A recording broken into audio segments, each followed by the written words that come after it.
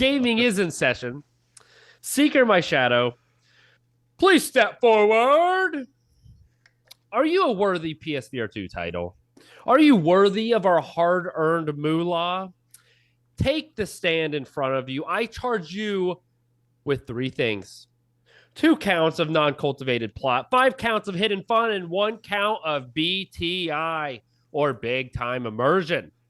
Now, in the first count, I have to discuss the sorely lacking plot. Just like Alex's brother's Farmville account, his farm, just like Seeker My Shadow's plot, is uncultivated. The premise of the game is that you're a giant shadow, you're helping a little dog-looking figure named Kippo, and he is called a Seeker, the little puppy. You explore the various levels, you work together to solve puzzles, to progress. It gives me Astrobot vibes, or from the NES era, Gyromite, where you're working with the character to ultimately achieve these puzzles and progress. There is a plot to the story. However, there is no background to it. It is horribly abrupt and adds absolutely nothing to the gameplay. In no way does this plot motivate the player at all.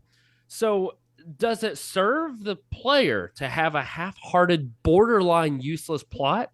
Perhaps. No plot at all would be better. Do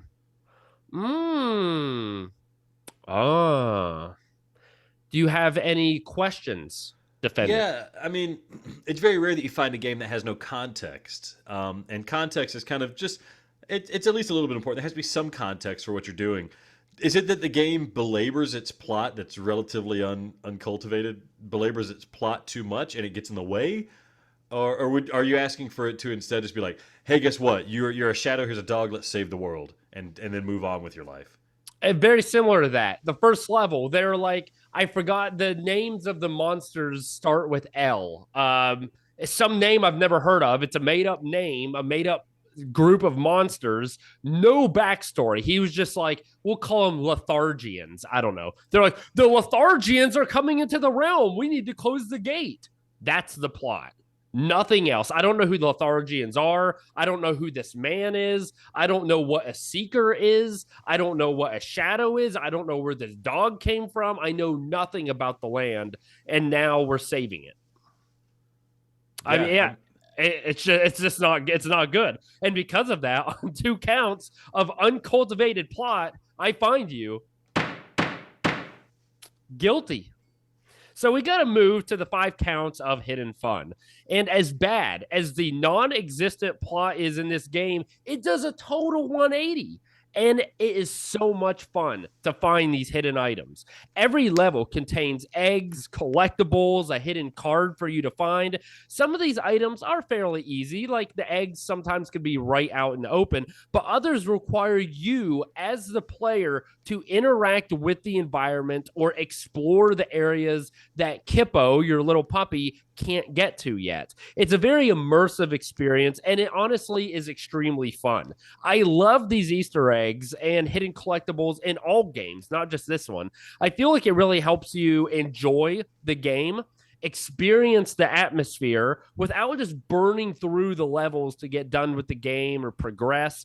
It allows you to rack up those PlayStation trophies if you care about that. And it's also adds an element of challenging gameplay to it. And this isn't mandatory, but it's exceedingly fun, and I absolutely loved it. It's fun to participate in, and I'm so glad that was one of the big focuses of the game in itself.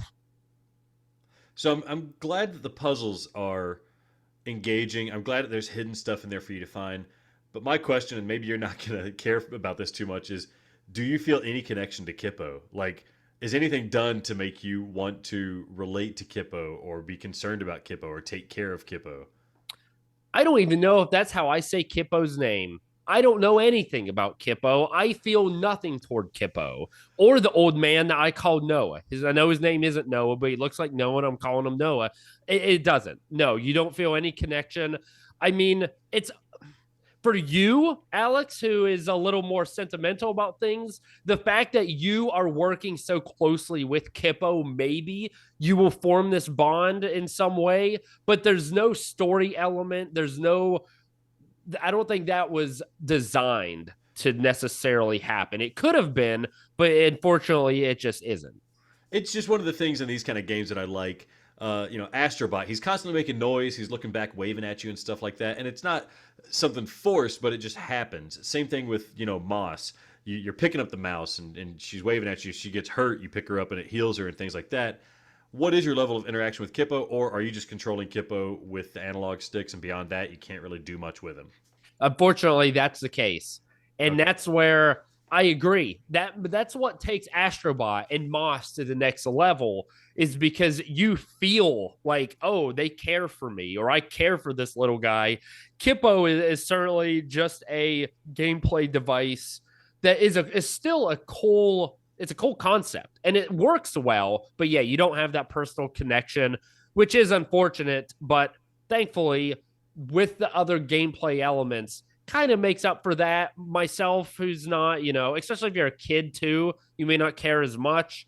This game is very kid friendly, adult friendly if you want to find the Easter eggs, all the collectibles. There's one puzzle in there that is just insanely difficult. So, I mean, yeah, it's overall pretty good.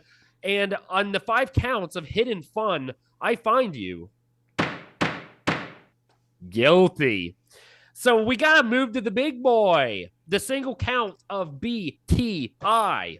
No, this game is not Resident Evil 8. It is not Gran Turismo 7, but that doesn't mean that it's not creative and that it's not immersive. That is noticed, that it is creative, it is immersive.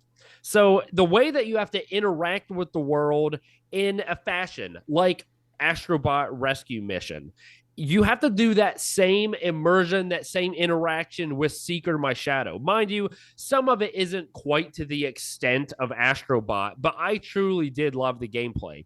In order to progress, you have to interact with the environment, like pulling cranks, levers at the right time. You got to clean out gutters. You have to rotate gears, a bunch more. And these require you even to time your movement. So as Kippo moves or you move him, you have to also crank your lever at a specific time or select certain buttons or make platforms appear at certain times.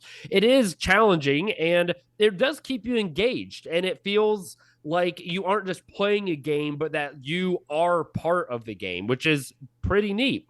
Very few games have achieved something like this. Like you said, Moss did. I feel like Astrobot did. And this is another one that maybe not quite as well as those still achieved that feat. And it's very few of them. And right now, to my knowledge, the only one that does this on the PSVR2 currently. So it's a charming little game, great for kids, as I mentioned. It's good for adults, a very nice, chill PSVR2 experience. It's going to take you about 3 hours, and I personally thoroughly enjoyed it. Now, it's not a perfect game. You can tell it's not a AAA title, but is it worth playing? The final verdict will decide. Yeah, I'm just so skeptical of the game based off the footage. There was the game on the PSVR one that was trying to be like an Astrobot Light, where you're controlling guys around and solving puzzles, and it was serviceable and good. But again, you could tell that it was like a tier below in terms of quality. I'm really surprised that you've enjoyed this game as much as you have. Tell me this: you didn't play the co-op. There is a co-op mode where say one of my kids could be playing with the controller, and I would be the ghost. They'd control on the TV, and I'd be interacting in VR. Do you think that would change anything about the game? Do you think like maybe is the game worth getting just to do that with my children potentially? See, that's the other thing that you're correct. That would almost be the price of admission for you to be able to play that with your children if they were interested in doing that. Because one, I mean, you could do either one, but for them to control the little puppy and you have to work together, you have to communicate, that adds an element that, again, on the PSVR 2, we don't have available at this point. It's a cute game. It's easy enough that kids could definitely understand what's happening, what the goal is. So it is achievable. It's not like playing keep talking and nobody explodes with your kids. Like, you don't stand a chance there. This is something they could do. They could play with them like themselves, brother, sister, whatever. They could play. Like, it's easy enough to do that. And that is something one player uses a dual sense. They control little Kippo, and then the other person inside the headset, they turn the cranks, they move the platforms, all that stuff. So it would be a very fun experience for the local. It's local player, not online multiplayer. But yeah, absolutely. So with that being said, Seeker, my shadow, are you a worthy PSVR2 title and game to play? The final verdict is in. Seeker, my shadow, I find you guilty.